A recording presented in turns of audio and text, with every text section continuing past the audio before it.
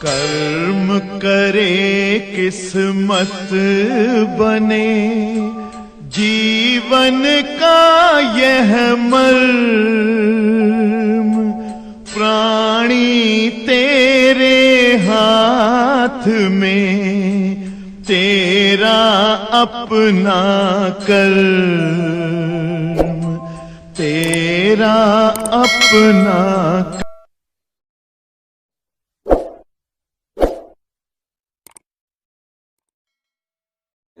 और बच्चों, जैसे पिछली बार 70% कोर्स ही पढ़ने को रहता था, 30% कोरोना से कटा हुआ था, लेकिन इस बार तो ऐसा नहीं होगा। आपको पूरा कोर्स पढ़ना पड़ेगा। जो छूटा हुआ था पिछली बार वो भी गवर्नमेंट इस बार जोड़ देगी। सब पूरा का पूरा 100% पढ़ना होगा। तो हम जो पेपर बड़ा है, जहाँ ज़्यादा लंबा है, वहीं से शुरू किए थे। सेकंड पेपर से पढ़ना शुरू करें, और जैसा कि कल बताए थे अप्रैल मई तक पढ़ाने दो सेकंड पेपर, फिर जून से जो है या मई बीच में 15 मई वगैरह से स्टार्ट कर देंगे फर्स्ट पेपर का लेसन 1 2 3 से। उधर वाले लेसन न्यूमेरिकली स्ट्रांग है, थोड़ा सा जो है उनमें न्यूमेरिकल है, 40-50 न्यूमेरिकल है, तो ख़त्म होने में समय लगता है। तब तक इधर काफ़ी लेसन खींचे रहेंगे तो आपको याद उद करने में, तैयार करने में सहूलियत रहेगी। कल से पढ़ाना शुरू किए हैं। जो बच्चे कल नहीं आए थे उनके लिए थोड़ा सा रिवाइज कर रहे हैं, बाकी पूरा तो रिवाइज नहीं कर पाएंगे, पूरा 1 घंटे जो पढ़ाए थे। और सीरियसली शुरू कर दीजिए, एक कॉपी बना लीजिए फेयर, यहीं पर फेयर किया करिए, घर पे फेयर करने की रिक्वायर्ड ना रहे, जिससे घर पे पढ़ाई हो, समय बचे। फेयर कॉपी यहीं बनाया करिए, धीरे धीरे लिखाएंगे, आराम से कंप्लीट होगा। ऑप्टिक्स, ऑप्टिक्स या हिंदी में इसको बेटा प्रकाशिकी, यही पढ़ाना शुरू किए थे। It is the unit of physics. ये जो है हमारे फिजिक्स की एक यूनिट है और लाइट से रिलेटेड है, इसी को पढ़ना शुरू किए थे। इससे संबंधित आप 5 लेसन पाओगे अपनी बुक में पढ़ने का। परावर्तन पाओगे, दर्पण से परावर्तन, गोली दर्पण का परावर्तन, अपवर्तन, लेंस का अपवर्तक, पृष्ठों का अपवर्तन, प्रिज्म से अपवर्तन, और प्रकाशिक नेत्र आपका जो है, और प्रकाशिक यंत्र। ये इतना लेसन इसमें जो है आप पाओगे, माने 5 लेसन कुल मिला के हैं। तो ध्यान दीजिएगा बच्चों, ऑप्टिक्स, प्रकाशिकी। कल की क्लास में हमने समझाया था, आपको एक्सप्लेन किया था कि हमारी फिजिक्स जिसे हम पढ़ते हैं, छोटी क्लास 11th में आपने इसकी डेफिनेशन अलग अलग साइंटिस्टों के द्वारा दी गई पढ़ा होगा। Physics is a science of measuring, mister Lord kelvin said. Lord kelvin ने फिजिक्स की परिभाषा बनाई थी कि फिजिक्स माप तौल की विज्ञान होती है। Physics is a such type of science. Physics एक ऐसी साइंस होती है जिसमें वस्तुओं की माप तौल की जाती है, माप तौल के लिए यंत्र बनाए जाते हैं, माप तौल की पद्धतियां बनाई जाती। शॉर्टकट में लॉर्ड केल्विन ने यही कह दिया था कि physics is the science of measuring. भौतिक विज्ञान माप तौल की विज्ञान होती है। ऐसे ही आइंस्टीन ने भी फिजिक्स की अपनी डेफिनेशन दी। इन्होंने कहा कि भौतिक विज्ञान एक ऐसी विज्ञान है जिसमें द्रव्य और ऊर्जा तथा उसके संबंधों का अध्ययन किया जाता है। It is a such type of physics in which we study about mass and energy and their relations also. Okay. और उसके बाद और भी तमाम साइंटिस्टों ने फिजिक्स की अलग अलग डेफिनेशन अपने अपने तरीके से दी है। हम लोग पुरानी डेफिनेशन फिजिक्स की जानते हैं कि physics word PHYSICS is gained from physis, FUSIS. Word physis means nature. भौतिकी की अंग्रेजी फिजिक्स होती है, और फिजिक्स शब्द किस शब्द से मिलता है काजल बेटा? फ्यूसिस। फ्यूसिस ग्रीक शब्द है और इसका अर्थ होता है नेचर या प्रकृति।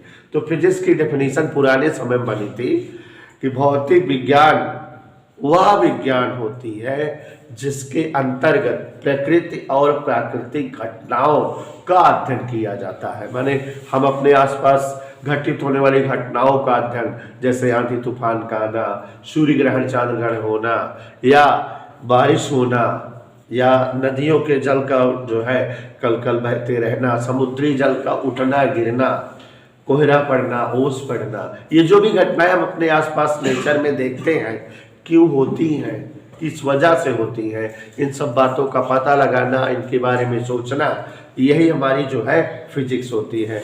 Means physics is a branch of science in which we study about nature and natural events. माने भौतिक विज्ञान वह विज्ञान होती है जिसके अंतर्गत हम विज्ञान का अध्ययन करते हैं, प्राकृतिक का अध्ययन करते हैं और प्राकृतिक घटनाओं का अध्ययन करते हैं। फिर आपको 11th की क्लास में कल हम समझाए थे ये सब चीज़ें, थोड़ा नए बच्चे दिख रहे हो इसलिए रिवाइज कर दे रहे हैं, झटके में रिवाइज करें, कल बहुत डिटेल में समझाए थे कि ये सब चीज़ें आपने 11th में पढ़ा था। और फिजिक्स का क्षेत्र बड़ा व्यापक, बहुत बड़ा हो गया। तो जैसा कि आप जानते हो, जब कोई चीज़ बहुत ज़्यादा हो जाती है तो हम लोग उसको कई भागों में बांट कर पढ़ते हैं। तो कार्य के आधार पर, on the basis of work, कार्य के आधार पर physics is divided into 2 branch. भौतिक विज्ञान की भी 2 शाखाएं बन गई हैं, माइक्रोफिजिक्स एंड मैक्रोफिजिक्स, सूक्ष्म भौतिकी और स्थूल भौतिकी। आपको समझाए थे कि जिस भौतिक विज्ञान में हम छोटे छोटे तथ्यों या छोटी छोटी घटनाओं का अध्ययन करें, वह हमारी माइक्रोफिजिक्स होती है, जिसकी ऑलरेडी 3 ब्रांचें थी, कल बताए थे, electronic physics, atomic physics, nuclear physics. मतलब परमाणु भौतिकी, इलेक्ट्रॉन भौतिकी और नाभिकीय भौतिकी। माने जिस भौतिक विज्ञान में हम इलेक्ट्रॉन का वर्णन करें, इलेक्ट्रॉनिक कॉन्फ़िगरेशन का अध्ययन करें, वो इलेक्ट्रॉन भौतिकी होती है, ठीक है। और जिस भौतिक विज्ञान में परमाणु और परमाणु संबंधित बातों का अध्ययन करें, परमाणु भौतिकी। और जिस भौतिक विज्ञान में हम लोग जो है न्यूक्लियर, नाभिक की संरचना, नाभिक की स्ट्रक्चर का अध्ययन करें, वो हमारी नाभिकीय भौतिकी होती है। तो ये माइक्रोफिजिक्स की केवल 3 ब्रांचेस थी और अच्छे से इसके बारे में आप जो है डिटेल में एक्सप्लेनेशन दे सकते हो। लेकिन जो हमारी मैक्रोफिजिक्स थी, MACROPHYSICS, मतलब स्थूल भौतिकी, तो यह भौतिक विज्ञान की वह शाखा थी जिसमें हम बड़ी बड़ी घटनाओं और बड़े बड़े तथ्यों, बड़ी बड़ी वस्तुओं, पिंडों का अध्ययन करते हैं। वह जो है भौतिकी हमारी स्थूल भौतिकी या जो है मैक्रोफिजिक्स कहलाती है। और आपको बताए थे कि इसकी अभी तक 100 से अधिक ब्रांचेज हैं, माने there are so many branches of macrophysics. भौतिक विज्ञान में स्थूल भौतिकी की कई सारी शाखाएं हैं और निरंतर खोजी भी जा रही हैं। जैसे साइंटिस्टों को कोई जो है ब्रांच समझ में आती है तो बना भी लेते हैं, और अलग साइंटिस्ट बनाते हैं, उनके नाम के आधार पे उस ब्रांच का नाम भी पड़ जाता है। जैसे न्यूटन वगैरह ने एक जो है फिजिक्स खोजी थी, मैकेनिक्स, यांत्रिकी, तो वैसे ही अलग अलग साइंटिस्टों ने अलग अलग फिजिक्स खोज डाली है। तो ये जो मैक्रोफिजिक्स है, इसकी बहुत सारी ब्रांचेज हैं, जैसे गतिकी, यांत्रिकी, कार्यकी, प्रकाश की, है ना, उष्मागतिकी, ऐसे ही माने kinetics, dynamics, statics, optics, wave optics, thermodynamics, बहुत सारी ब्रांचेज, इलेक्ट्रोस्टैटिक्स। तो जिस तरह से ये जो हमारी स्थूल भौतिकी की कई सारी ब्रांचेज हैं, वैसे इसकी एक ब्रांच क्या होती है, प्रकाश की या ऑप्टिक्स। तो कल हम इसकी शार्ट में परिभाषा बताए थे कि यह भौतिक विज्ञान की एक शाखा है, माने यह भी एक प्रकार की भौतिक विज्ञान है। It is a branch of physics. यह भौतिक विज्ञान की एक शाखा है, एक ब्रांच है, in which we study about light and optical events. माने आपको एक्सप्लेन किए थे, लिखाए थे कि भौतिक विज्ञान की वह शाखा जिसके अंतर्गत हम प्रकाश का अध्ययन करें और प्रकाशिक घटनाओं का अध्ययन करें, वही विज्ञान हमारी प्रकाश की कहलाती है। माने जिस भौतिक विज्ञान में हम प्रकाश के बारे में पढ़ें, अध्ययन करें, स्टडी करें कि प्रकाश क्या है, इसके गुण क्या होते हैं, किस लिए ये हमारी लाइफ में जरूरी है, क्या इससे बन सकता है, हो सकता है, इन सब बातों का अध्ययन करें। और जो प्रकाश से रिलेटेड घटनाएं हो, जैसे परावर्तन, अपवर्तन, मीन्स रिफ्लेक्शन, रिफ्रैक्शन, है ना, इन सारी जो है चीजों का अध्ययन जिस भी फिजिक्स करें, दैट इज कॉल्ड ऑप्टिक्स। तो क्या बताए थे बेटा, भौतिक विज्ञान की वह शाखा जिसके अंतर्गत प्रकाश एवं प्रकाशिक घटनाओं, परावर्तन, अपवर्तन इत्यादि का अध्ययन करें, उसे ही हम जो है ऑप्टिक्स या प्रकाशिकी कहते हैं। इधर के लिए तो इसमें दो चीजों का अध्ययन होता है। तो पहली चीज किसका अध्ययन होता है? प्रकाश का, माने व्हाट इज लाइट, लाइट क्या है इसका स्टडी करें, रिसर्च करें। और दूसरा बेटा प्रकाशिक घटनाओं, माने लाइट से रिलेटेड इवेंट्स, जैसे आपको बताए रिफ्लेक्शन, रिफ्रैक्शन और कलर रिफ्लेक्शन, माने वर्ण विक्षेपण, परावर्तन, अपवर्तन, बहुत सारी घटनाओं का स्टडी हम जिस भी फिजिक्स में करें वही हमारी ऑप्टिक्स है। देखो बेटा कल हमने एक्सप्लेन किया था, आज रिवाइज कर रहे हैं, याद हो जाना चाहिए अब, ठीक है। या ऐसा पढ़ो जो भी पढ़ाए फिजिक्स क्लास में याद रहे। अब उसके बाद कल समझाना शुरू किए थे प्रकाश के बारे में। देखो बेटा प्रकाश, उष्मा तरंग, वेव, हीट और लाइट और इलेक्ट्रिक, चार टॉपिक ऐसे टॉपिक होते हैं जो कि बहुत ज़्यादा कंप्लीशन के दृष्टिकोण से महत्वपूर्ण होते हैं, जिन्हें डीपली समझना चाहिए, अपनी लैंग्वेज में समझना चाहिए, जिससे आगे के कंप्लीशन एग्जाम में भी आप अच्छा प्रदर्शन कर सको। तो यह देखो जरा, प्रकाश क्या है इसके बारे में कल भी समझाए थे कि व्हाट इज लाइट। हमने आपको बताया था बेटा कि it is the short name, ये संक्षिप्त नाम है। प्रकाशीय ऊर्जा को हम आम बोलचाल की भाषा में प्रकाश कह देते हैं, माने it is the short name of optical energy. Okay बेटा, प्रकाशीय ऊर्जा को ही शॉर्ट में हम लोग जो है प्रकाश कह देते हैं, means popular name of optical energy is known as light. Okay, तो प्रकाशीय ऊर्जा को हम संक्षिप्त रूप में प्रकाश कह देते हैं, आम बोलचाल की भाषा में हम प्रकाश कह देते हैं। तो अब अगर हमें प्रकाश को डिफाइन करना है तो हमें किसे डिफाइन करना पड़ेगा? प्रकाशीय ऊर्जा को। ओके, तो अब बेटा इसमें ऊर्जा शब्द लगा है तो इसका मतलब ये ऊर्जा है, ऊर्जा या एनर्जी। आपको बेटा 11th की क्लास में और 9th की क्लास में ऊर्जा के बारे में टीचरों ने बहुत अच्छे से एक्सप्लेन किया था कि वस्तुओं में कार्य करने की जो क्षमता होती है, stamina of work done is known as energy. वस्तुओं में कार्य करने की जो भी पावर, स्टेमिना या क्षमता होती है उसे ही हम एनर्जी कहते हैं। एक बात हो गई, वस्तुओं में कार्य करने की क्षमता ऊर्जा कहलाती है, एक टॉपिक। फिर ऊर्जा कई रूपों में पाई जाती है, जैसे गतिज ऊर्जा, स्थितिज ऊर्जा, ध्वनि ऊर्जा, तरंग ऊर्जा, प्रकाश ऊर्जा, ऊष्मीय ऊर्जा, विद्युत ऊर्जा। Means there are so many form of energy as kinetic energy, static energy, sound energy, wave energy, heat energy, etc. Okay, तो ऊर्जा कई रूपों में पाई जाती है। थर्ड और इंपॉर्टेंट टॉपिक ऊर्जा का बनता है कि ऊर्जा को न हम नष्ट कर सकते हैं, नए ऊर्जा को हम बना सकते हैं। Energy neither can be destroy ना कैन बी क्रिएटेड, ना उत्पन्न की जा सकती है ना ही बनाई जा सकती है, लेकिन इसे एक रूप से दूसरे रूप में बदला जाता है।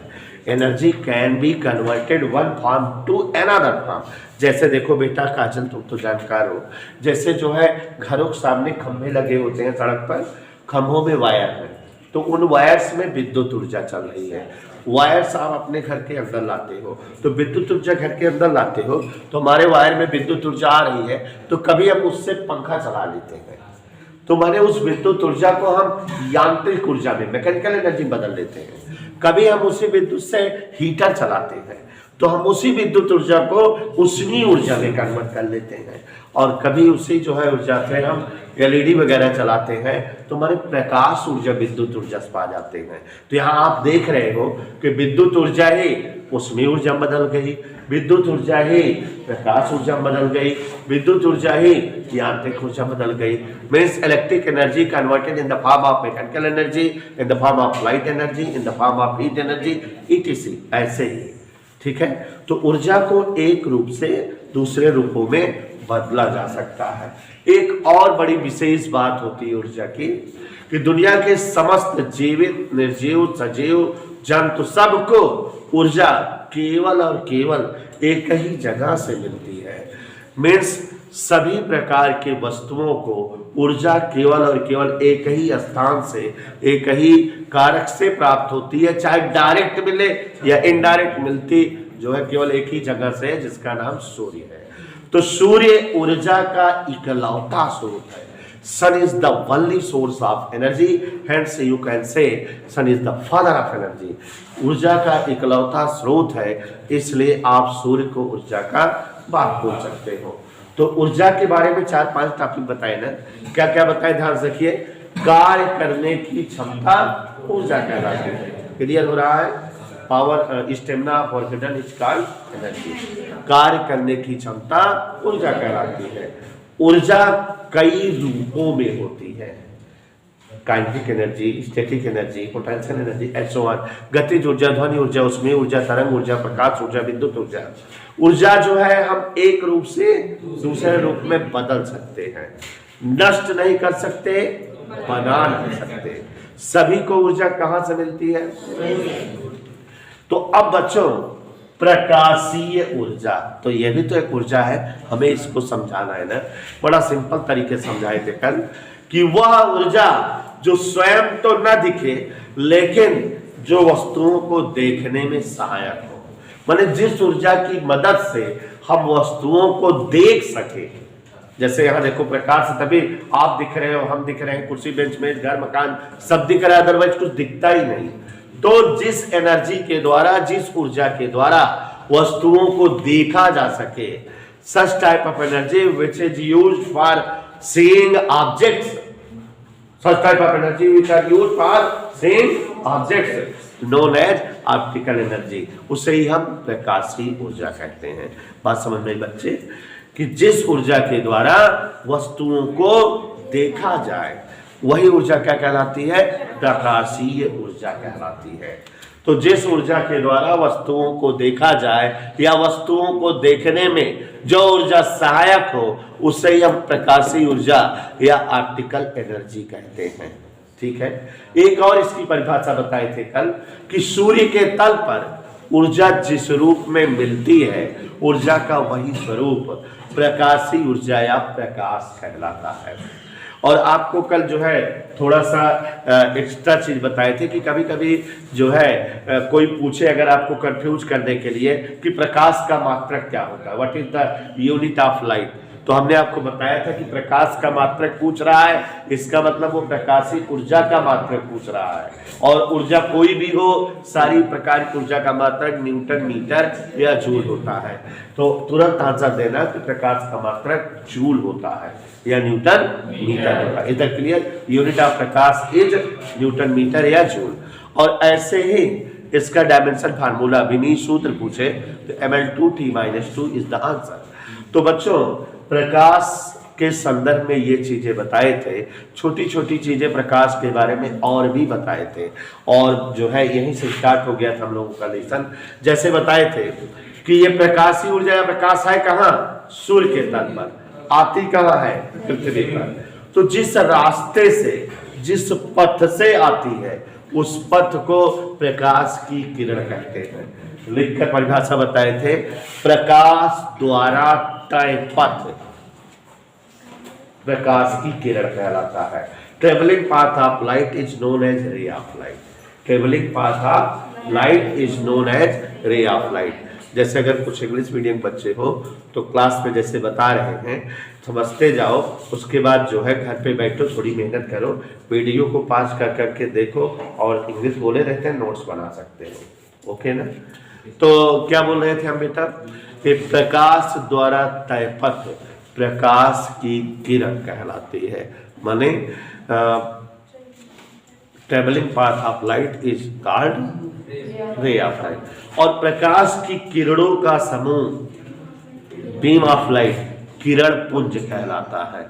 और कल हमने आपको एक्सप्लेन किया था बेटा कि प्रकाश की किरणें 3 प्रकार की होती हैं। फिगर दिखा के उन्हें ऐसा जी बताए थे कि ऐसी सभी प्रकाश की किरणें जो किसी एक बिंदु पर आकर मिलती हैं, उन्हें हम अभिसारी किरणें माने converging rays, all the ray of light which meets at a point are known as converging rays, उन्हें हम अभिसारी किरणें कहते हैं। और किसी एक बिंदु से निकलने वाली किरणें अपसारी किरणें या डाइवर्जिंग रेज कहलाती हैं। और समझाए थे बच्चों कि प्रकाश की वे सभी किरणें जो एक दूसरे से बराबर दूरी पर हो उन्हें हम पैरेलल रेज या समांतर किरणें कहते हैं। ठीक है बेटा, तो 3 प्रकार की प्रकाश की किरणें हुई थी। कल हम लोग यहीं तक समझे थे और आपको कहे थे कि अब जो है हम आपको प्रकाश के गुणधर्म, प्रकाश के जो है स्पेशलिटीज बताएंगे। तो कई सारी प्रकाश की जो है गुणधर्म या विशेषताएं हैं और आप सभी लोग एक एक मेरे साथ समझिए और अभी दिखा देंगे। ठीक है, थोड़ा बेसिकली भी बहुत महत्वपूर्ण है, सुनते जाइए समझते जाइए। उन्नीसा बेटा ध्यान से, प्रकाश की विशेषताएं सभी लोग समझिए, उसके बाद जो है लिखा देंगे। कोई जो है बोलेगा नहीं, याद ध्यान से समझो। Properties of light,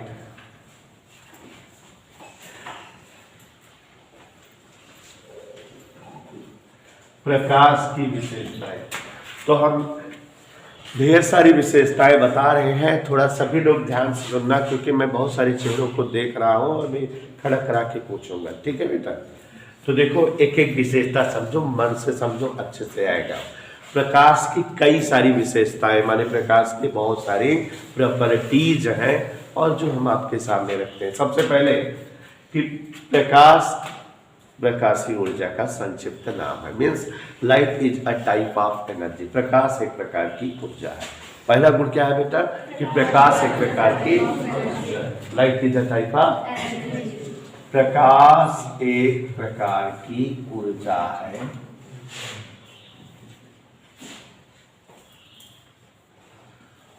which is used for seeing object, जो वस्तुओं को देखने में प्रयुक्त होती है, जो वस्तुओं को,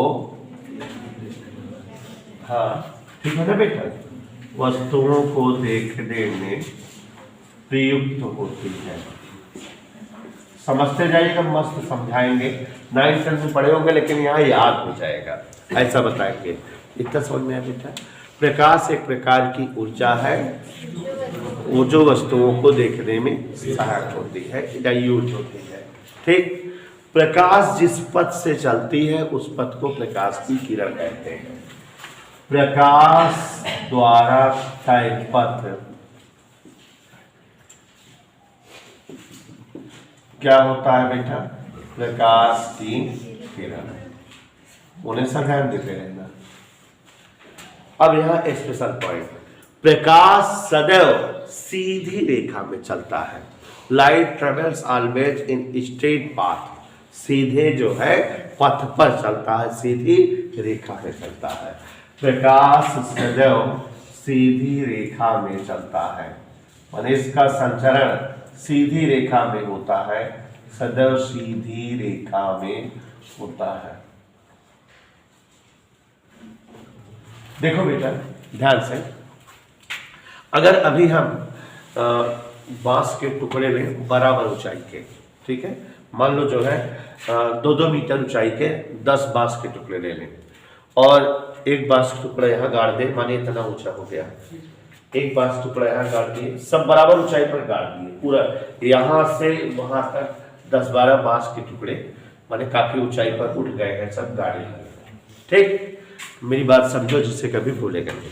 उसके बाद जो है आयताकार या वर्गाकार तख्ती का टुकड़ा लो 10-12 और सेम साइज का लो, ठीक है, सेम साइज का। पहले जो है जमीन पे आपने 10-12 क्या किया है, बांस के टुकड़े या कोई पिलर खड़े कर दिए, ओके। उसके बाद सभी पर हमने आपको बताया कि समान माप का आयताकार तख्ती का टुकड़ा लगा लो सभी पर। कोई डाउट बेटा? उन्हें सा कोई दिक्कत?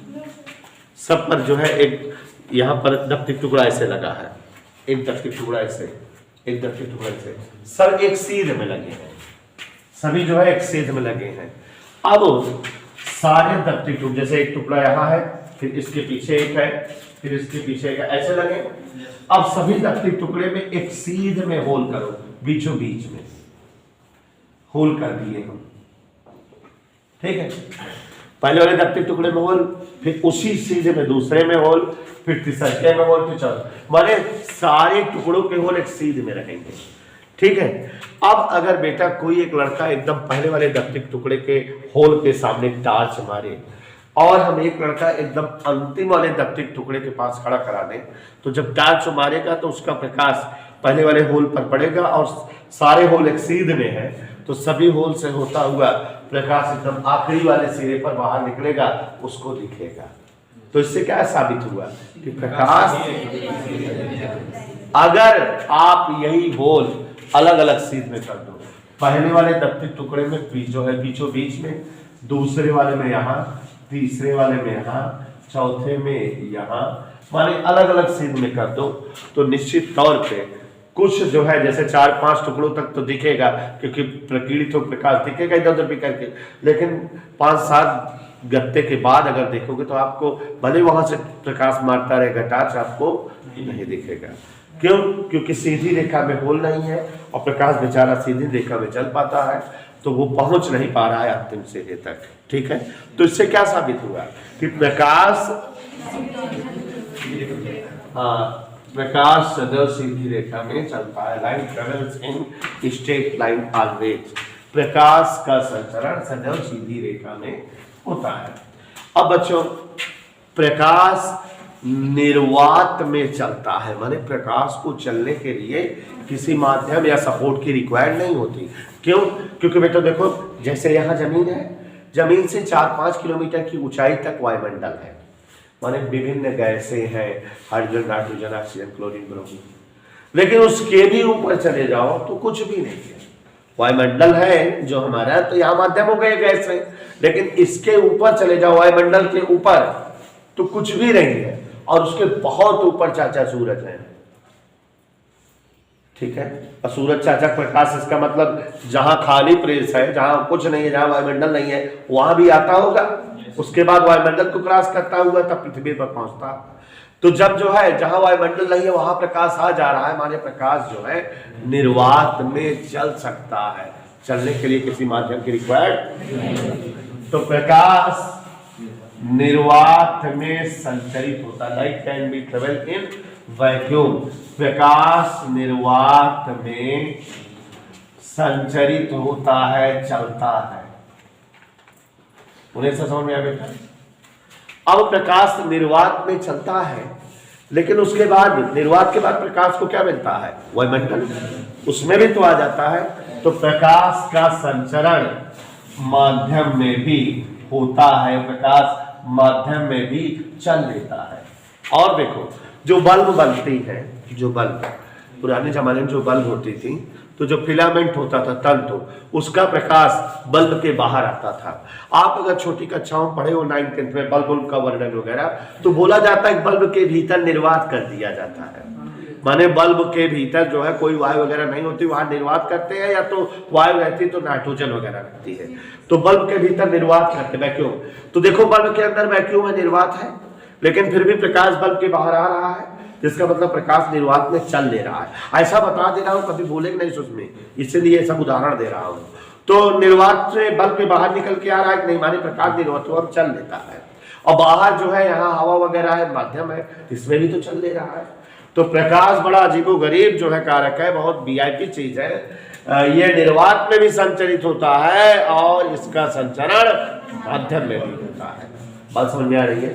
VIP चीज है, निर्वात में भी चलाओ चलेगा, माध्यम में भी चलाओ तो चलेगा। प्रकाश का जो है वेग बहुत ज्यादा होता है, ये बहुत तेज चलता है। निर्वात में प्रकाश का वेग लगभग 3 × 10⁸ मीटर पर सेकेंड पाया गया है। ठीक है। प्रकाश दुनिया में सबसे तेज चलने वाली वस्तु है, इसकी स्पीड से कुछ नहीं चलती। 1 वर्ष में प्रकाश जितना दूर चला जाता है वह दूरी प्रकाश वर्ष होती है, और दुनिया में यह दूरी सबसे बड़ी दूरी मानी जाती है। हम लोग ग्रह, तारे, नक्षत्र आदि की लंबाई या दूरियां प्रकाश वर्ष के पदों में ही ज्ञात करते हैं। तो प्रकाश सबसे तेज चलने वाली अभी तक की वस्तु है, इससे तेज चलने वाली कोई चीज मिली नहीं अभी तक। तो अब यहाँ पर देखो जरा, प्रकाश का निर्वात में वेग बहुत अधिक होता है, लेकिन प्रकाश का माध्यम में वेग, कोई माध्यम रहे तो कम हो जाता है, इसी के लगभग में थोड़ा कम हो जाता है। बात समझ में आ रही है? प्रकाश के गुणों के बारे में बता रहे हैं, कुछ गुण आप जानते हो और कुछ गुण आपको नहीं मालूम। तो ध्यान दीजिएगा, प्रकाश एक प्रकार की क्या है? ऊर्जा है, और जो वस्तुओं को देखने में सहायक होती है। प्रकाश जिस पथ से चलता है उसे हम प्रकाश की किरण कहते हैं। प्रकाश सदैव कैसे चलता है? और प्रकाश जो है कहाँ चलता है? वैक्यूम में भी चल लेता है, माध्यम में भी चल लेता है। वैक्यूम में उसकी चाल सबसे ज्यादा होती है और माध्यमों में जो है थोड़ा कम हो जाती है। अब बच्चों, जब प्रकाश जो है, अच्छा प्रकाश के बारे में बताया कि बहुत गजब की चीजें हैं, आगे इसके बारे में एक अलग चैप्टर है पढ़ने का। प्रकाश जो है ड्वेल नेचर दिखाता है, द्वितीय प्रकृति, माने ये कण भी है और ये तरंग भी है, दो चीजें दिखाता है। तो इसको डी ब्रॉगली खोजे थे, प्रकाश में ड्वेल नेचर होता है, लाइट हैज ड्वेल नेचर, प्रकाश में द्वितीय प्रकृति पाई जाती है। द्वितीय प्रकृति का मतलब बच्चों, ये तरंग भी होती है और ये कण भी होता है, डबल नेचर है इसमें। द्वितीय प्रकृति का मतलब ये हुआ। Is that clear? यहां ध्यान दो जरा। उसके बाद बच्चों, प्रकाश बिना माध्यम के चलता है और जो तरंगे बिना माध्यम के चलती हैं उन्हें विद्युत चुंबकीय तरंगे कहा जाता है। आगे किसी लेसन में पढ़ा होगा और आप लोग तरंग में 11 में पढ़े होंगे, बताए होंगे हम। तो मतलब light is a form of electromagnetic waves, प्रकाश विद्युत चुंबकीय तरंग है, प्रकाश विद्युत चुंबकीय तरंग है। ठीक है, लाइट इज इलेक्ट्रोमैग्नेटिक वेव्स। और बच्चों, एक साइंटिस्ट थे हाइगेंस, उन्होंने प्रूव किया कि light shows property of polarization, माने प्रकाश में ध्रुवण का गुण होता है और ध्रुवण का गुण एक विशेष प्रकार की तरंगे दिखाती हैं जिन्हें अनुप्रस्थ तरंगे, ट्रांसवर्सल वेव कहते हैं। और दुनिया में 2 विशेष तरंगे पाई जाती है, ध्यान सुनिएगा।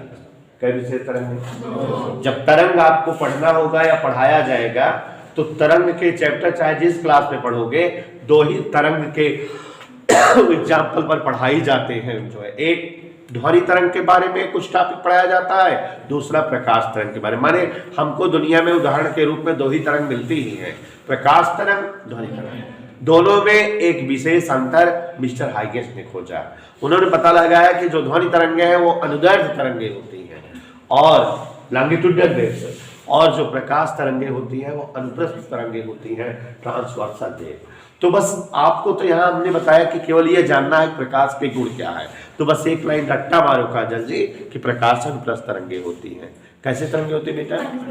ठीक है, तो प्रकाश अनुप्रस्थ, हमने आपको बताया कि कुछ गुण ऐसे बताऊंगा जो आपने नहीं सुना होगा, तो यही सब है प्रकाश। और भाई कंपटीशन के दृष्टिकोण से बता रहा हूं, इसलिए बहुत ज्यादा भी समझा रहा हूं।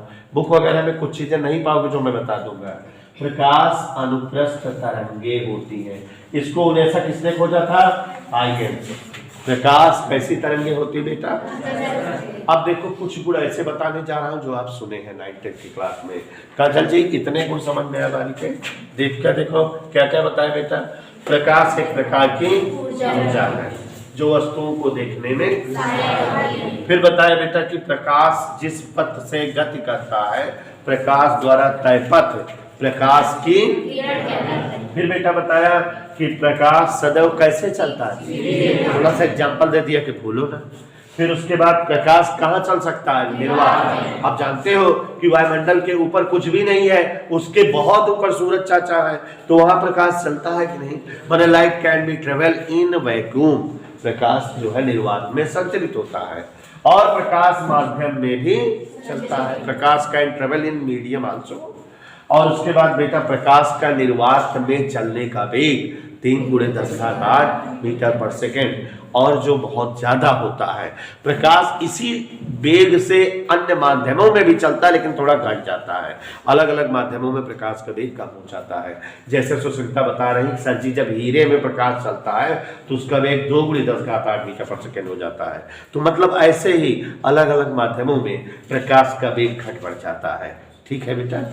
तो अब जो है उसके बाद बताए कि प्रकाश में ड्वेल नेचर, प्रकाश कण भी होता है, फोटॉनों के रूप में होता है और प्रकाश तरंगों के रूप में भी होता है। ठीक है। Light is in the form of photons, also in the form of waves.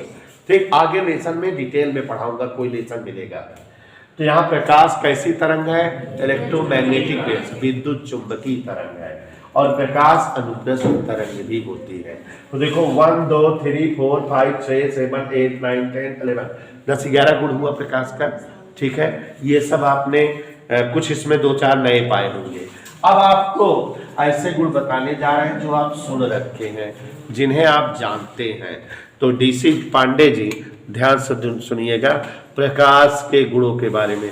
उन्हें समझ आ रही बेटा? कठिन तो नहीं लग रहा है? ध्यान सुनो। देखो, प्रकाश की किरणें, रे ऑफ लाइट, जब किसी चिकने तल पर टकराती हैं तो टकरा के वापस लौट जाती हैं, है ना? तो इस घटना को परावर्तन कहते हैं। हालांकि ये जो घटनाएं प्रकाश दिखा रहा है, थोड़ा थोड़ा यहाँ समझा रहा हूं, आगे चैप्टर में, अलग अलग चैप्टर में इन घटनाओं का डिटेल में डिस्क्रिप्शन है, तो वहां हम लोग अच्छे से पढ़ेंगे। यहाँ बस जानते रहे, इंट्रोडक्शन थोड़ा थोड़ा। तो प्रकाश में परावर्तन होता है, लाइट शोज रिफ्लेक्शन। क्या Sejal ji? Light shows reflection. कैसे? इधर देखो, जैसे ये कोई कांच है, इसको हम एक तरफ से कलई कर दिए, ये दर्पण बन गया। आगे भी पढ़ाएंगे दर्पण क्या होता है, कैसे बनता है। तो यहां देखो कांच है, दुनिया में सबसे ज्यादा चिकना तल कांच का माना गया है। और अगर उसका वन फेस जो है कलर्ड कर दो, कोटेड कर दो, तो उसे दर्पण कहते हैं। अब अगर प्रकाश की किरणें आकर इस पर ऐसे टकराएं, तो जैसे ही टकराएंगी तुरंत ये वापस लौट जाएंगी।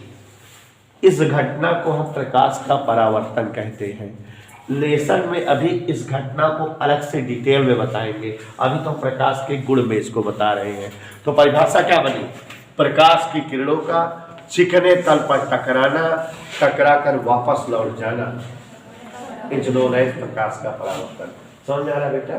तो ये ray of light incident over any mirror और then reflected by that mirror, this is known as reflection of light.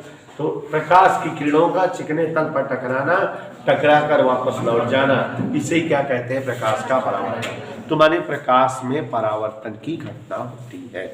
गुण हो गया ना? अब बेटा अगर ये चिकने तल के बजाय जिगजैग जो है सरफेस होता, खुरदुरा तल, तो जब प्रकाश की किरणें इस पर टकराती ऐसे, तो टकरा कर ये बिखर जाती, छिटक जाती है, डिस्पर्स, बिखर जाता, डिस्पर्स हो जाती है। इस घटना को प्रकाश में रुक्ष परावर्तन, इसे जो है स्लाइडिंग रिफ्लेक्शन कहते हैं। ठीक है बेटा? जिगजैग रिफ्लेक्शन भी कह सकते हैं। तो प्रकाश में रुक्ष परावर्तन होता, याद हो गया? मतलब प्रकाश की किरणें जब खुरदुरे तल पर टकराती हैं तो टकराकर बिखर जाती हैं। इधर क्लियर? अब बेटा प्रकाश, अगर जैसे बहुत सारी घटनाएं हैं, ध्यान से देखते जाओ। अगर अभी जैसे यहाँ जल भरा हो, प्रकाश की किरणें ऐसे आ रही हो, इसको जाने का रास्ता यही है ना। लेकिन जब एक माध्यम से दूसरे माध्यम में प्रकाश की किरणें आती हैं, हवा से जल में या हवा से कांच में, तो ये अपने रास्ते से भटक जाती है, रास्ता इनका जो है डिफ्लेक्ट हो जाता है, इधर उधर हो जाती है। इस घटना को अपवर्तन कहते हैं। तो अब आगे एक चैप्टर है पूरा इसके बारे में, तो वहां हम डिटेल पढ़ाएंगे, बस यहाँ केवल घटना जानते रहो कि प्रकाश की किरणें एक माध्यम से दूसरे माध्यम में जाती हैं तो अपने मार्ग से विचलित हो जाती है। इस घटना को अपवर्तन कहते हैं। तो आप शॉर्टकट में बोलोगे कि प्रकाश में अपवर्तन होता है। ठीक है? अभी जैसे कोई तीक्ष्ण किनारा हो, जैसे सुई हो, सुई की नोक हो, प्रकाश की किरण जब इस नोक से गुजरे चौटाई जाती है, माने लंगड़ा चले लगी। तो जब प्रकाश की किरणें नुकीले सिरे से गुजरती हैं तो थोड़ा झुक के चलने लगती हैं, माने वो आंशिक रूप से मुड़ जाती है। तो जब तीक्ष्ण किनारों पर प्रकाश की किरणें होकर गुजरती हैं तो वो आंशिक रूप से मुड़ जाती है। इस घटना को डिफ्रैक्शन ऑफ लाइट, प्रकाश का विवर्तन कहते हैं। हमको लग रहा है आप लोगों को लेट हो रहा है। प्रकाश की विशेषताएं या प्रकाश के गुणधर्म। देखो बच्चों, प्रकाश के कई सारे गुणधर्म या कई सारी विशेषताएं हम लोग पढ़ चुके, डिस्कस भी हो चुका। प्रकाश की विशेषताएं, प्रॉपर्टीज ऑफ लाइट समझा चुके। यहां ध्यान दीजिए। हाँ, आज शिवांशु प्रकाश की विशेषताओं में सबसे पहले विशेषता बताए थे कि प्रकाश प्रकाशीय ऊर्जा का संक्षिप्त नाम है। प्रकाश को संक्षिप्त रूप में प्रकाशीय ऊर्जा कहते हैं, वैसे प्रकाश का पूरा नाम प्रकाशीय ऊर्जा है। और जब प्रकाश प्रकाशीय ऊर्जा का संक्षिप्त रूप या शॉर्ट फॉर्म है या शॉर्ट रूप है, तो इसकी परिभाषा भी हमने आपको एक्सप्लेन किया था कि वह ऊर्जा जो वस्तुओं को देखने में सहायक हो किंतु स्वयं न दिखाई दे, उसे ही हम प्रकाशीय ऊर्जा या स्क्वायर जी प्रकाश कहते हैं। ठीक है, जो ऊर्जा स्वयं न दिखाई दे किंतु अन्य वस्तुओं को जिस ऊर्जा की उपस्थिति में देखा जा सके या जो ऊर्जा वस्तुओं को देखने में सहायक हो, वही प्रकाशीय ऊर्जा या प्रकाश कहलाती है। फिर आपको बताए थे बेटा कि प्रकाश जिस पथ से चलता है, प्रकाश द्वारा तय पथ प्रकाश की किरण कहलाती है। ये सब लोग चीजें हम लोग 2-3 दिन से पढ़ रहे हैं और आपको बकायदा प्रयोग प्रैक्टिकल के द्वारा समझाए थे कि प्रकाश सदैव सीधी रेखा में चलता है। इसको प्रैक्टिकली प्रूव करा के समझाए थे। और बच्चों, प्रकाश का संचरण निर्वात में हो सकता है। जैसा कि आप जान रहे हो, बताए हुए हैं कि बल्ब के भीतर निर्वात होती है लेकिन बल्ब से प्रकाश बाहर आता है। या वायुमंडल के बहुत ऊपर जहां सूर्य है वहां निर्वात है लेकिन वहां से प्रकाश आता है वायुमंडल में, फिर उसके बाद पृथ्वी तल तक। तो बच्चों, प्रकाश का संचरण निर्वात में भी होता है, प्रकाश का संचरण माध्यम में भी होता है। और प्रकाश बहुत तेज चलने वाली वस्तु या कारक है। दुनिया में इससे तेज गति किसी की नहीं होती। प्रकाश की वेलोसिटी या वेग 3 × 10⁸ मीटर पर सेकंड, ऐसा हम बताए हुए हैं आपको। और बच्चों, प्रकाश की चाल निर्वात या वायु में अधिकतम देखी गई है, लेकिन और माध्यमों में, जल में, तेल में, कांच में, इन सब में जो है प्रकाश की चाल घटने लगती है, कम प्राप्त होती है। और आपको बताए हैं कि प्रकाश में द्वितीय प्रकृति होती है, तरंग भी है और ये पदार्थ भी है, द्रव्यमान कण भी है। और भी समझाए हैं प्रकाश के गुणों में कि प्रकाश विद्युत चुंबकीय तरंग है, अर्थात बिना माध्यम के संचरित होने वाली तरंग है। और इसमें अनुप्रस्थ तरंगों का भी गुण होता है। आपको बताए थे, हाइगेंस ने प्रूव किया था कि प्रकाश में ध्रुवण की घटना होती है, अर्थात प्रकाश अनुप्रस्थ तरंग है। और बच्चों, फिर उसके बाद प्रकाश के कुछ ऐसे गुण बताना शुरू किए थे जो आप छोटी कक्षाओं में पढ़े हैं। जैसे एक गुण आपको कल की क्लास में समझाए थे, याद करिए, कि प्रकाश में परावर्तन की घटना होती है। प्रकाश किसी चिकने तल पर टकराता है तो टकराकर वापस लौट जाता है, प्रकाश में परावर्तन की घटना होती है। और अगर कोई खुरदुरा तल हो, जिगजैग लेयर, टेढ़ा मेढ़ा, तो प्रकाश की किरणें जब खुरदुरे तल पर टकराती हैं तो टकराकर बिखर जाते हैं, छिटक जाती हैं। और आपको यहाँ तक समझाए थे। उसके बाद के गुणों में देखिए जरा कि प्रकाश की किरणें एक माध्यम से दूसरे माध्यम, मैंने बताया कि बहुत सारे गुणों के साथ साथ जो कि आप मेडिकली जान रहे हो, प्रकाश में कौन सा गुण होता है, परावर्तन का गुण अभी बताया आपको।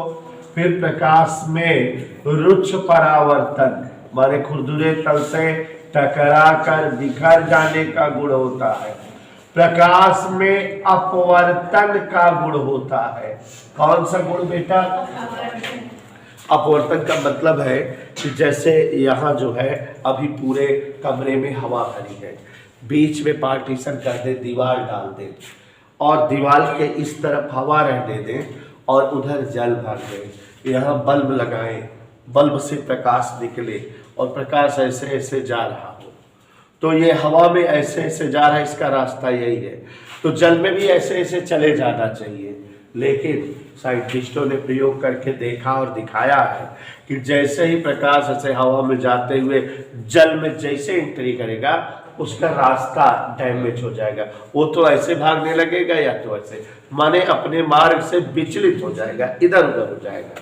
तो जब प्रकाश की किरणें, हालांकि ये सारी घटनाएं आगे अभी अलग अलग लेसनों में डीप में पढ़ने को मिलेगी, यहाँ प्रकाश के गुण बता रहे हैं, तो इन घटनाओं का केवल थोड़ा सा नाम लेना है हमें। तो प्रकाश जब एक माध्यम से दूसरे माध्यम में जाता है तो अपने मार्ग से विचलित हो जाता है, यही घटना प्रकाश का अपवर्तन होती है। तुम्हारे प्रकाश में अपवर्तन का गुण पाया जाता है। फिर उसके बाद प्रकाश में विवर्तन का गुण होता है। विवर्तन का गुण क्या है बेटा? कि जैसे कोई तीर का किनारा हो, जैसे सुई की नोक हो, है? या ब्लेड के ऊपरी छोर हो, अगर जो है वहां से प्रकाश, जैसे मान लो सुई की नोक है, बड़ी सी सुई है, ये ऊपर नोक है और चाचा प्रकाश है, ये जा रहे हैं, तो जैसे ये जो है तिरछे किनारे से गुजरेंगे तो थोड़ा सा ये झुक कर चलने लगते हैं। मतलब ऐसा समझो कि चौकाहा किनारा रहा, प्रकाश चौटाई या लंगड़ा चलेगा ना। तो जब जो है प्रकाश किसी तिरछे किनारों से होकर गुजरता है तो वो आंशिक रूप से मुड़ जाता है, माने थोड़ा सा मुड़ जाता है, थोड़ा सा। तो प्रकाश जब जो है किसी तिरछे किनारों से होकर गुजरता है तो आंशिक रूप से मुड़ जाता। देखो ऐसे जा रहा था, मुड़ गया। इस घटना को प्रकाश में विवर्तन, डिफ्रैक्शन ऑफ लाइट कहते हैं। प्रकाश की किरणों का तीक्ष्ण किनारों से होकर गुजरना और आंशिक रूप से मुड़ जाना, तो इसी घटना को हम क्या कहते हैं बेटा? डिफ्रैक्शन ऑफ लाइट, प्रकाश में विवर्तन। फिर प्रकाश में वर्ण विक्षेपण की घटना होती है। ये सब घटनाएं आगे मिलेंगी लेसन में, बस यहाँ केवल इंट्रोडक्शन बताना है। तो जान लीजिए जरा, थोड़ा थोड़ा घटनाओं को समझाते भी जा रहे हैं। जैसे कोई प्रिज्म हो, कांच का टुकड़ा हो और एक तरफ प्रकाश मारो और दूसरी तरफ झांको तो देखोगे आप 7 रंग की किरणें दिखाई देंगी। जैसे कभी बारिश वारिश का मौसम रहे तो बादल में 7 रंग की इंद्रधनुष बन जाती है, तो श्वेत प्रकाश 7 रंग के प्रकाश में डिवाइड हो जाता है। तो जब श्वेत प्रकाश किसी प्रिज्म से होकर गुजरता है तो अपने अवयवी रंग की किरणों में विभक्त हो जाता है। 7 रंग की किरणें विब्योर VIBGYOR प्राप्त होती है। यह घटना वर्ण विक्षेपण होती है। बस यह घटना बतानी है कि प्रकाश में वर्ण विक्षेपण होता है। घटना का थोड़ा सा परिचय करा दे रहे हैं, हम आपको समझाते चल रहे हैं। तो प्रकाश में क्या होता है? ऐसा वर्ण विक्षेपण होता है, ध्यान देते रहना। प्रकाश में व्यतिकरण होता है। अब देखो कुछ ऐसे नाम मिलेंगे जो आपने अभी तक नहीं पढ़ा है। प्रकाश में व्यतिकरण क्या है? व्यतिकरण मतलब इंटरफेरेंस ऑफ लाइट, आपको पढ़ाएंगे यहीं पर। साइंटिस्ट सर थॉमस यंग की खोज है। ये क्या है, इसे हल्का सा जान लीजिए। जैसे ये कोई कांच की प्लेट हो, देखिए आयताकार कांच की प्लेट, याद आ गया होगा जैसे स्लाइड होती है, बाय वाले बच्चे हो रखे रहते हैं जो ब्लड टेस्ट में होता है, कांच की प्लेट। अब बेटा कोई आलपिड ले लो, सुई, अब बिचवा में से खूब खोलचा कि होल हो जाए, ऐसा सोच करके, मतलब हम जो है इसमें छिद्र करना चाहे सुई या पिन से तो होगा नहीं होगा, लेकिन एक स्क्रैच पड़ जाएगी बीच में, ठीक। वो जो स्क्रैच पड़ गई, हम ये मान लेते हैं कि ये होल हो गया है, छिद्र हो गया है, लेकिन छिद्र इतना पतला या बारीक हुआ है कि जो हमको खुली आंखों से दिख नहीं रहा है। इसका व्यास माइक्रोन या एंगस्ट्रॉम में है, माने छिद्र जो बना है आर पार हो गया है छिद्र, लेकिन इतना कम व्यास का है कि हम इसको देख नहीं पा रहे हैं। इसे रेखा छिद्र कहते हैं। जो हमने कांच की प्लेट पर खुरच के बनाया, इसे क्या कहते हैं बेटा? ठीक है, कांच की कोई प्लेट थी, उस पर हम सुई या पिन से खुरच दिए, स्क्रैच पड़ गई, हमारे रेखा छिद्र बन गया। अब 2 गदेला को बुलाए, हाउ मेनी गदेला? तो 2 गदेला बुलाए, एक गदेले को 3 सेल वाली टार्च दे दे, 3 सेल वाली टार्च दे दे और कह दे बेटा प्रकाश मारो इसी पे। तो वो टार्च का प्रकाश निशाना लगा कि रेखा छिद्र पे मारे तो प्रकाश के तरंग ऐसे ऐसे ऐसे ऐसे इस छिद्र से होकर गुजरेगी कि नहीं? 3 सेल वाला टार्च है कि नहीं? और एक लड़का जो है और ज्यादा पावरफुल टार्च ले ले, 10 सेल वाली टार्च, और वो बगली खड़ा हो जाए, कह दे वो प्रकाश मारे पे, तो यह जो ना प्रकाश मारता है, एक तीव्रता ज्यादा रहे कि ना?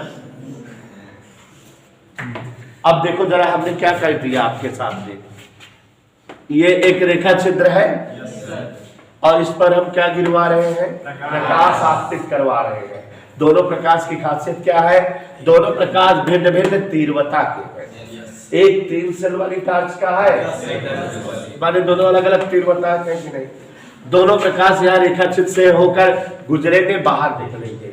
तो साइंटिस्टों ने देखा, खासतौर से जो है उनेसा और सर थॉमस यंग वगैरह देखे थे कि जब यहाँ प्रकाश जो बाहर निकलता है वो कुछ जगह बहुत तेज चमकता रहता है और कुछ जगह अंधेरा रहता है। माने इस परिणामी प्रकाश की, माने दोनों के मिक्स होने के बाद बने प्रकाश की तीव्रता कुछ जगह अधिकतम होती है और कुछ जगह न्यूनतम, कुछ जगह अधिकतम, कुछ जगह न्यूनतम,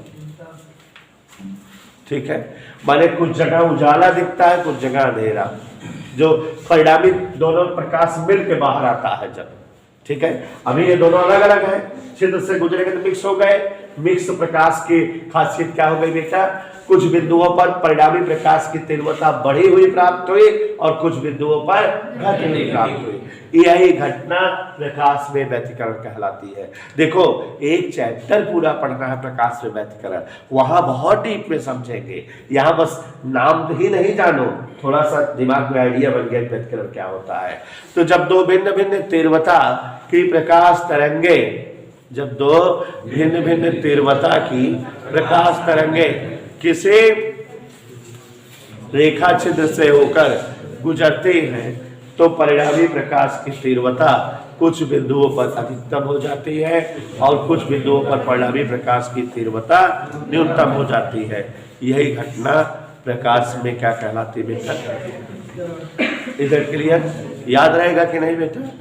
तो ये जो है हमारा प्रकाश में व्यतिकरण की घटना हो गई। क्लियर? समझ आया बेटा?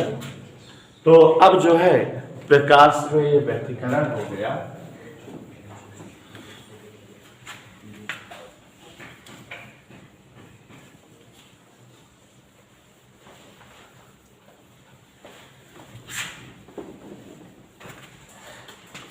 आपने अभी भी 11 की क्लास में आपको पढ़ाए थे विस्फंद। अगर विस्फंद याद हो रहा हो तो उसी की बहन जैसा नहीं लग रहा है, ऐसे ही गुण तो वहां भी था।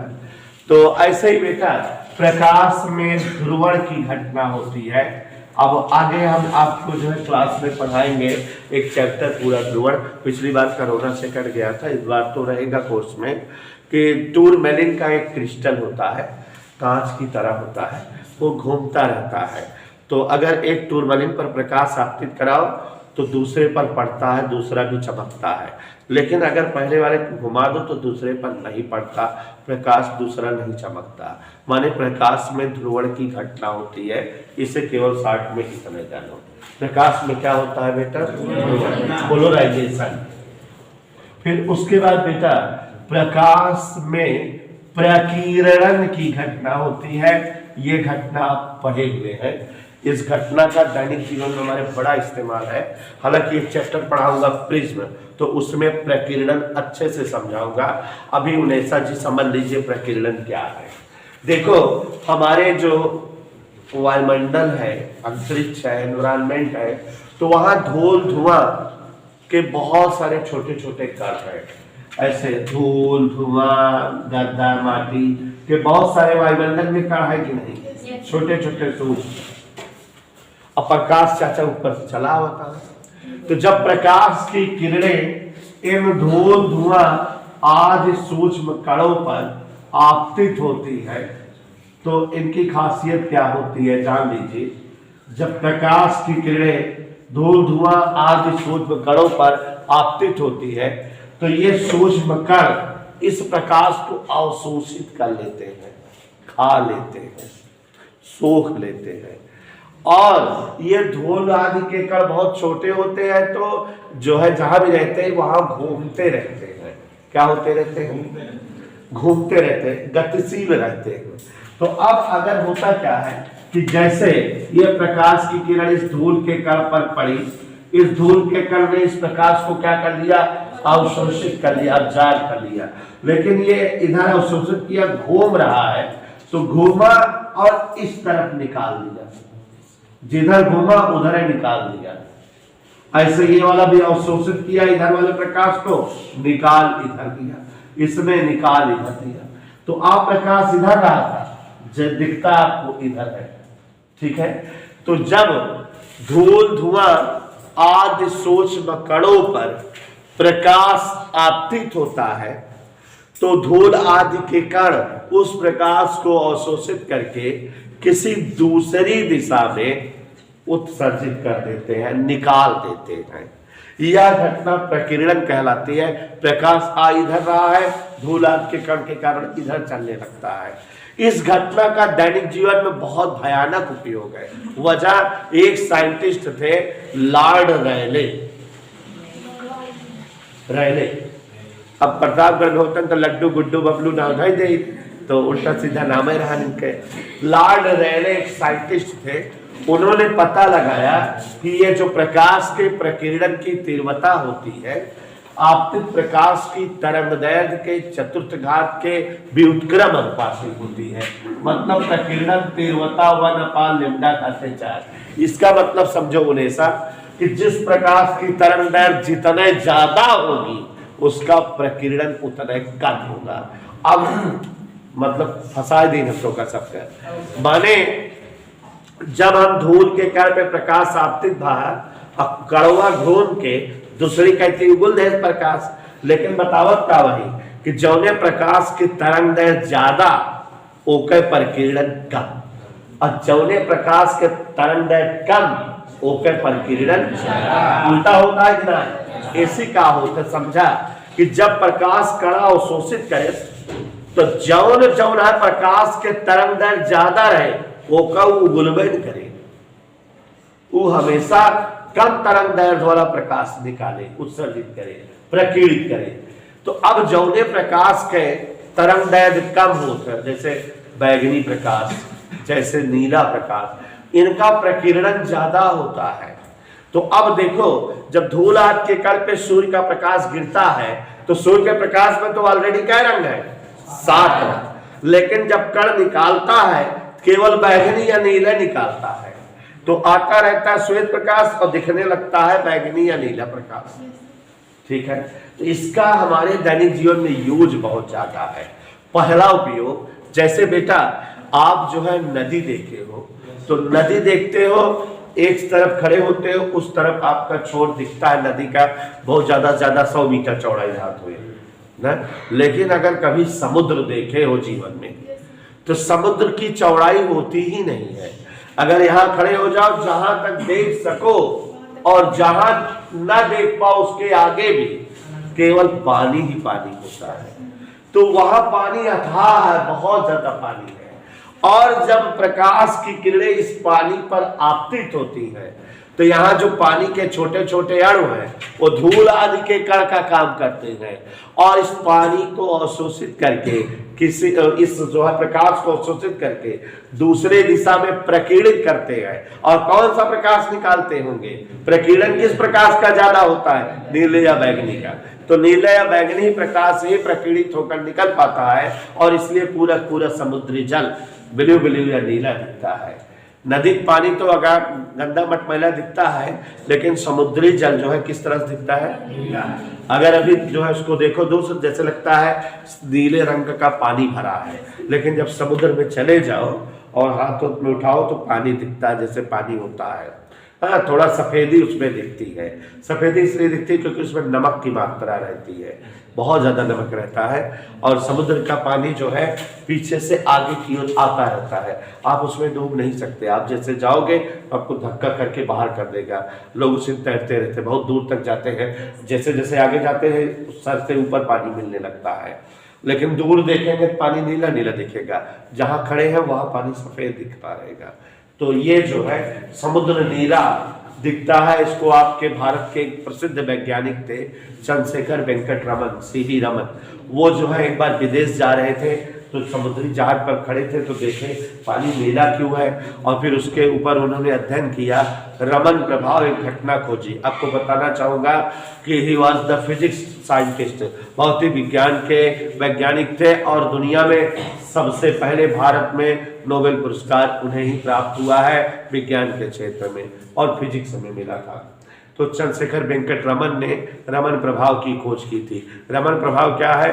सूर्य के प्रकाश के कारण जल का नीला दिखना, इसी को रमन प्रभाव कहते हैं। होता क्यों है अभी बताए, प्रकीर्णन की घटना कारण। ऐसे हमारा आसमान, वास्तव में आसमान का कोई रंग नहीं है। क्या वहाँ कोई रंग से पेंट के ऊपर बात है हम का आसमान के कलर दिखाए? देयर इज नो एनी रंग ऑफ आसमान। लेकिन जब चाचा सूरज का प्रकाश आता है तो रास्ते में कौन कण मिलते हैं? धूल आदि के कण। तो वे धूल आदि के कण उस प्रकाश को क्या कर देते हैं? प्रकीर्णित। कौन सा प्रकाश ज्यादा फेंकते हैं? नीला या बैगनी।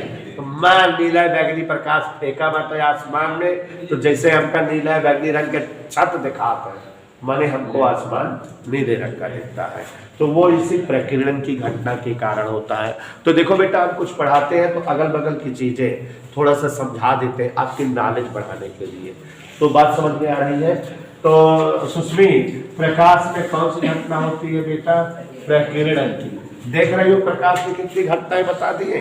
दीज आर द विशेषता प्रकाश। प्रकाश की बहुत सारी विशेषताएं हैं।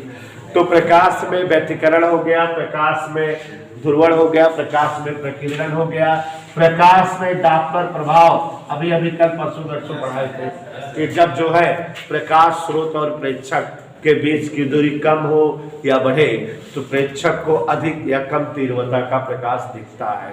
तो ये डॉपलर प्रभाव होता है। अब जो है सुषमा जी प्रकाश का एक बहुत बड़ा गुण और बहुत बढ़िया गुण बताने जा रहे हैं, प्रकाश विद्युत प्रभाव, फोटो इलेक्ट्रिक इफेक्ट। वैसे 12th की क्लास में आपको सेकंड पेपर में पीछे एक लेसन है पूरा पढ़ाऊंगा, यहाँ बस थोड़ा सा जान लो। फोटो इलेक्ट्रिक इफेक्ट, प्रकाश विद्युत प्रभाव। अगर अभी कोई धातु की प्लेट ले लो, क्या चादर कहते हैं तो नहीं अच्छा रहेगा, चद्दर, कोई चद्दर ले लो और उसको लेके खड़े रहो धूप में, उस पर प्रकाश आपतित होता रहे होता रहे होता रहे। तो जब किसी धातु की प्लेट पर निरंतर प्रकाश आपतित होता है तो कुछ देर बाद उस प्लेट से इलेक्ट्रॉन निकलने लगते हैं। और बच्चों, किसी धातु की प्लेट पर प्रकाश आपतित होने से इलेक्ट्रॉन निकलने की घटना प्रकाश विद्युत प्रभाव कहलाती है। और ये इलेक्ट्रॉन फोटो इलेक्ट्रॉन या प्रकाश इलेक्ट्रॉन कहलाते हैं और इसी से फोटो सेल वगैरह बनाए जाते हैं, प्रकाश विद्युत धारा वगैरह मिलती है। बाय द वे, और एक आध गुण और है जो आप बीएससी पढ़ोगे, प्रकाश में कांपटन प्रभाव की घटना होती है। कौन सी घटना होती बेटा? तो हमने आपको प्रकाश के बहुत सारे गुणों को समझा दिया। इज दैट क्लियर बेटा? तो प्रकाश के बहुत सारे गुण या खासियत आप सभी लोग जान गए। और आपको बताए हुए हैं कि प्रकाश की किरणें कितने प्रकार की होती हैं? 3 प्रकार। अभिसारी, अपसारी, और थोड़ा सा जो है आलोक बहुत हंस रहे हैं इसलिए इनको बता दे रहे हैं आज। दर्पण या मिरर क्या है जान लीजिए, अभी चैप्टर में चर्चा होगी। दर्पण या मिरर क्या है जान लीजिए, चैप्टर में चर्चा होगी। देखो बच्चों, अगर हम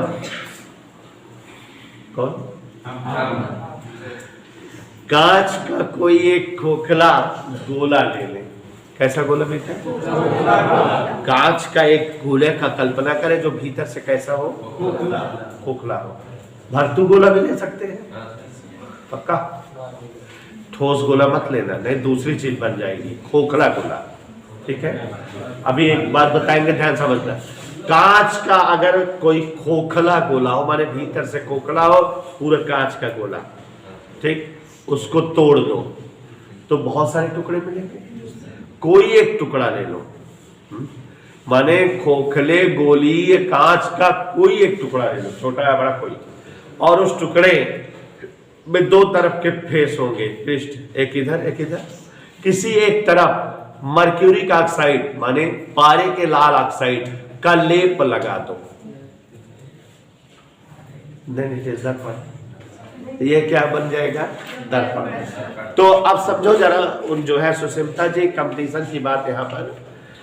अगर जो है कांच का कोई खोखला गोला हो, उसका कोई एक टुकड़ा जिसका कोई एक पृष्ठ पारे के लाल ऑक्साइड से कलई किया गया हो या कोटेड हो, तो इसे ही हम दर्पण कहते हैं। लेकिन अगर कांच के खोखले गोले की बजाय कांच का ठोस गोला हो, मान भीतर से भी कांच हो, उसका कोई छोटा टुकड़ा लो तो वो लेंस होता है। तो ठोस गोले से लेंस बनते हैं और खोखले गोले से इज द डिफरेंस, ठीक है। कॉम्पिटिटिव बात। तो बेटा, कांच का कोई एक खोखला गोला का कुशी टुकड़े का एक पृष्ठ यदि पारे के लाल ऑक्साइड से, मर्क्यूरिक ऑक्साइड से कलाई किया हो, कोटेड हो, तो उसे ही हम दर्पण कहते हैं। हालांकि अभी आगे हम आपको परावर्तन वगैरह पढ़ा दें तो बताते हैं कि दर्पण हम लोगों को 3 प्रकार के पढ़ने हैं। परावर्तक पृष्ठ की आकृति या रूपरेखा के आधार पर दर्पण जो है 3 तरह से होते हैं, समतल, अवतल, उत्तल, ठीक है। तो अभी पढ़ते हैं दर्पण के बारे में। परिभाषा समझ गए? अब बच्चों थोड़ा सा और जान लीजिए उनेसा जी, ये सब चीजें आगे यूज होंगी चैप्टर में, इसलिए बता दे रहे हैं। प्रतिबिंब,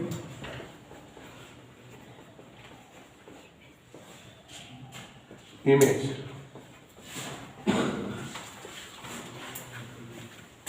प्रतिधन बिंब, न क्यों माने बिंब का उल्टा, मतलब वस्तु का जो परछाई।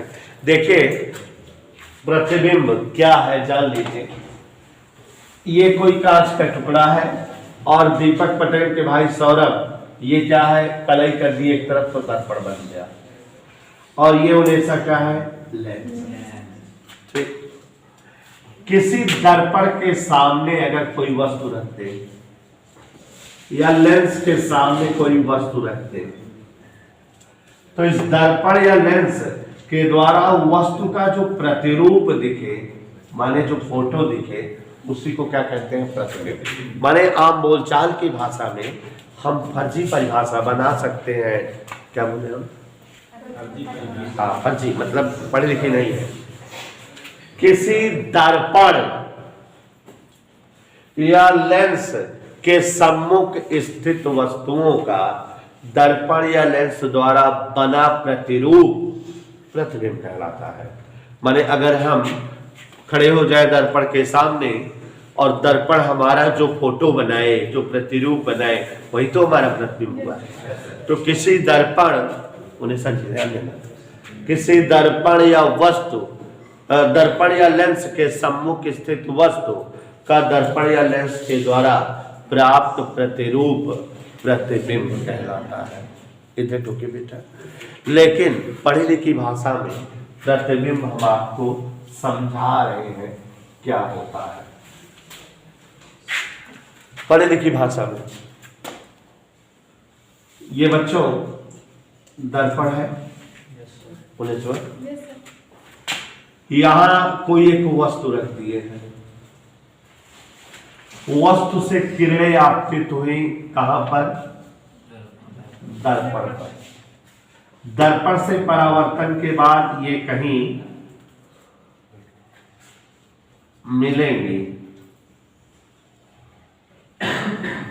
जहां मिलेंगी वही वस्तु का प्रतिबिंब बनेगा।